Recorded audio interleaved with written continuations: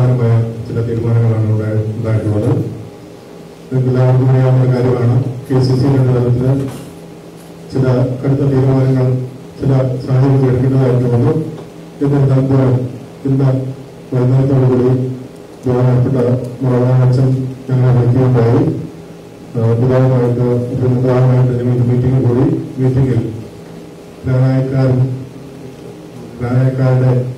North അമേരിക്കയിലുള്ള എല്ലാ പ്രശ്നങ്ങൾക്കും പരിഹാരം നിർദ്ദേശവുമായിട്ടാണ് ഞാനിപ്പോൾ നിങ്ങളുടെ മുമ്പിൽ നിൽക്കുന്നത്. പിതാവ് നമുക്ക് അതിനു വേണ്ടിയിട്ടുള്ള എല്ലാ ഉറപ്പും നമുക്ക് രേഖാമൂലം തന്നിരിക്കുകയാണ്.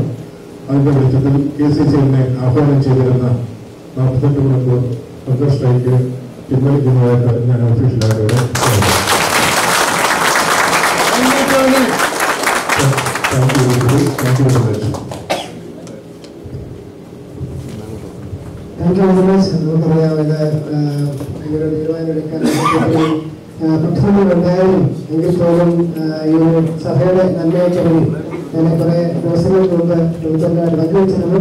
കാരണം മാർപ്പാപ്പായ നിയമിതനായ ഒരു മിത്രാന്റെ സ്ഥാനാരോഹണ ചടങ്ങ് നടക്കുന്ന അവസരത്തിലുള്ള കത്തോലിക്ക സംഘടനയെ പ്രതിനിധീകരിച്ച് അതിനെതിരായിട്ട് പ്രൊട്ടസ്റ്റ് പോകുന്നത് ഒരു സംഘടനയ്ക്ക് യോജിച്ചതല്ല. അതുകൊണ്ട് അത് പിന്മാറണമെന്ന് ആവശ്യപ്പെട്ടിരുന്നു. ഏതായാലും അവർ എക്സിക്യൂട്ടീവ് കൂടുകയും ഉത്തരവായിട്ട് ചർച്ച നടത്തുകയും അതിനൊരു സൊല്യൂഷനിലേക്ക് വന്ന് അത് പിൻവലിക്കാനായിട്ട് തീരുമാനിക്കുകയും ചെയ്തിട്ടുള്ള പ്രത്യേക നന്ദി അവരുടെ താല്പര്യത്തിന് പ്രത്യേകമായിട്ട് നന്ദി പറയുന്നു. ഒരു കാര്യം ചോദിച്ചോട്ടെ, ഈ KCCനെ പിൻവലിച്ചാലും വേറെ ആരെങ്കിലും KCCനെയാണ് സഹായം ഇല്ലാതെ ചെയ്യാൻ വല്ല സാധ്യത ഉണ്ടോ എന്നൊരു സംശയം കൊണ്ട് ചോദിക്കുന്നു.